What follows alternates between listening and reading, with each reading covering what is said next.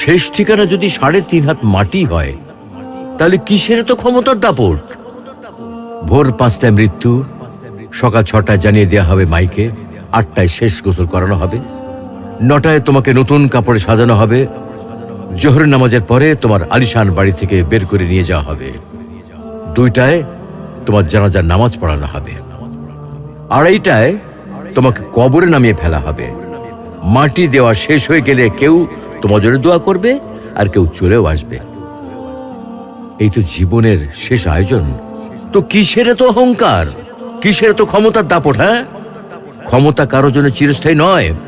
অন্যায়ভাবে কাউকে ঠকালে একদিন ঠিক নিজেকেও ঠকতে হবে, এটাই নিয়ম। হ্যাঁ, এটাই নিয়ম।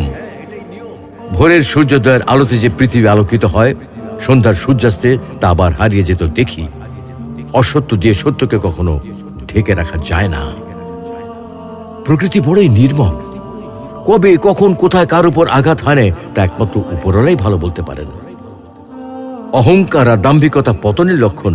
তাই অহংকারী না হয়ে সহনশীল হন। ক্ষণস্থায়ী এই দুনিয়ায় কেউ চিরস্থায়ী নয়। এজন্য ভুলে যেতে হবে সব রঙিন স্বপ্ন, ফিরে আসতে হবে রবের দিকে, কারণ শেষ ঠিকানা তো সেই 3.5 হাত মাটি।